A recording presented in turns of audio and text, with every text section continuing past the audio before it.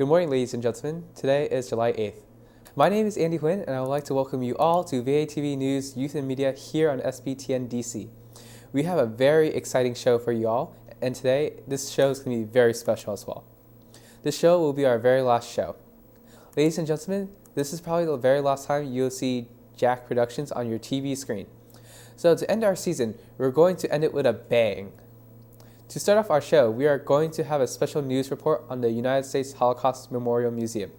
So, ladies and gentlemen, here's Kendrick Mai with this report.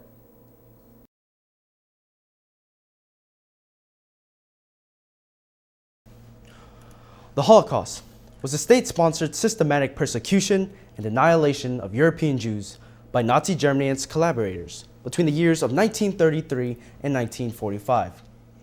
Jews were the primary victims throughout this time period. 6 million were murdered. Roma gypsies, people with mental and physical disabilities, and the Poles were also targeted for destruction or decimation for racial, ethnic, or national reasons. Millions more, including homosexuals, Jehovah's Witnesses, Soviet prisoners of war, and political dissidents, also suffered grievous oppression and death under Nazi Germany. Nazi Germany, led by Adolf Hitler, suppressed all who got in their way of fulfilling their vision. Hitler's vision was to create a total Aryan utopian state in which he viewed the Jews and other races as inferior and an impediment to his vision. With this conviction in mind, Hitler and the Nazi Party were able to seize power legally by winning the hearts and the minds and brainwashing the Germans into believing their ideology was moral yet supreme. During the Holocaust, 6 million Jews perished in the sadistic conditions that they were put through inside concentration camps. They were coerced to work until death, emaciated into living skeletons, cleansed to death by gas chambers, dehumanized, as well as stripped of their identity. This lasted for about 12 years until the concentration camps were all liberated by the Allies of World War II. But what happened happened. Many questions still linger around as to whether or not we or anyone could have done anything to end this. But the answer is yes. We must learn from our costly mistake of entirely indulging ourselves in only our self-interest and consider the greater holistic aspect of what it is meant to be a human being. The atrocious memories are something not meant to be forgotten, for they will serve as reminders for the following generations to preempt any genocides from occurring ever again. Thus, the United States Holocaust Memorial Museum serves as a time capsule to store these memories, as well as to share the information and inspire people to take action. It is a living memorial to the Holocaust. Although the true experience cannot and should never be felt again by any human being, a frosting touch to the spine could be felt throughout a tour through the museum. Architect James Ingle Freed designed the museum and completed it in 1933 in a way such as the subtleties will cringe upon the visitors. The atmosphere of the museum invokes an aura not felt by any other museum.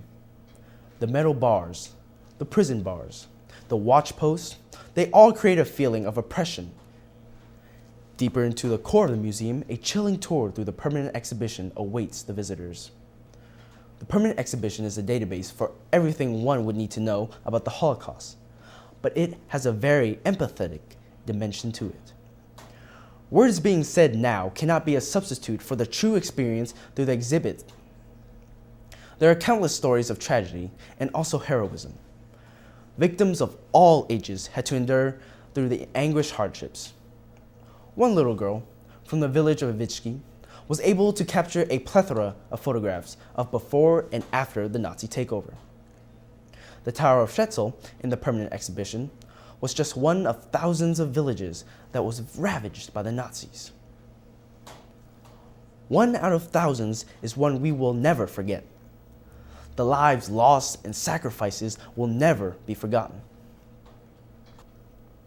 The Hall of Remembrance at the end of the exhibit serves as a reflection sanction and is in honor of all the victims of the Holocaust. We will never, ever forget. But for the younger children who come to visit the museum, there is a special exhibit on the first floor of the museum called Daniel's Story. This story shows adolescence, the tragic story of the average boy during the Holocaust period and the things that he may have gone through. We cannot forget the children, the helpless children who were forced into this abomination. The museum, as expressed, is a living memorial. The actions that happened in the past cannot manifest in any form in the present and future world. A specialized zone in the museum called the Memory in Action acts as a way to inform and educate people of the other crises happening in the world, such as places in Darfur, Somalia, and the Congo. From the first world perspective, we may feel as if nothing that happened in the past cannot be emulated again. However, in reality, there are still genocides and massive corruptions that plague this world. This exhibit seeks to inspire people to take action. However, first, by raising awareness. An uninformed community is rendered useless without a clear motive and objective. Now, the museum has a program designed to train youth leaders and ambassadors in the communities to catalyze the awareness. This program is called the Bringing the Lessons Home. The BTLH program, or the Bringing the Lessons Home program, has ambassadors. These ambassadors are high school students that are chosen from a selective process, where afterwards they are trained for 14 weeks. Throughout the 14 weeks, they are not only taught to be able to provide informative tours, but also to become leaders in their communities. See, in this program, they learn about the Holocaust. However, let me make a correction to that. Not only do they learn about why the Holocaust happened, they learned about how it happened. See, now following the program, the Stephen Tyrone John Summer Leadership Program awaits for them. This program was named in honor of the late Officer Stephen Tyrone Johns, who sacrificed his life in the line of duty to save hundreds of people from a deranged perpetrator in the museum. In his honor, the program seeks to develop the ambassadors into leaders who will take action as opposed to being bystanders. Each one wholeheartedly makes a pledge to uphold the judicial values that they firmly believe. Take one ambassador, for example. This is what he said. I have made a choice. I have made a decision. My actions are deliberate. I believe in what I'm doing. And what I do matters. How I behave can change others. For good or for bad. I will not be thoughtless. I cannot ignore what I see. I will not ignore what I read, what I hear. I will learn to be more aware. Because I am making my own decisions. I will make my own decisions. I am thinking for myself. I'm thinking about more than just myself. I will take responsibility. All we have to do is make an effort. Deliberate effort to take action. To show people. To teach people. To teach ourselves. How to learn from one another. How to understand each other. How what we do matters. Every day. All the time. Make a choice. What I do matters.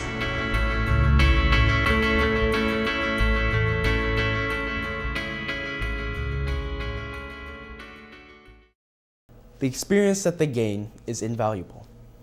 The lives they will be able to change for the better will be indelible and unforgettable. Each ambassador is challenged to educate at least 100 people, whether it be from within their own community or a larger body. There are about a cumulative amount of 100 or more ambassadors, and if each of them are able to influence 100 people, that's it, just 100, that will accumulate up to 10,000 people. 10,000 people will be informed about what is going on throughout this world. They know the things that happened cannot happen again. The small effort to reach out to people may seem to not be significant, but in actuality it is. We can see that if we sum all the small efforts together, a grand goal can be achieved. The museum also stays connected with many different Holocaust survivors, many of which are part of the museum staff. The survivors tell their stories to the museum guests, and every summer they work together with the ambassadors on a special project. This special project that they work together collectively is called the Art Memory Project. The student ambassadors, they get the opportunity to collaborate with Holocaust survivors, to listen to their stories, and portray a peculiar aspect of their story through a painting. This program is a great way for young adults to develop as a person. They learn about world affairs and they use their logical thinking to determine the cause as well as the solution to them. They learn about the Holocaust and other atrocities in the world, and they also find ways to raise awareness and do their best to stop injustice from happening around the world. We apologize, ladies and gentlemen, but we're going to take a short commercial break. Please stay tuned for the rest of this report and the rest of the show. You are watching VATV News Youth and Media here on SBTN-DC. We will be right back.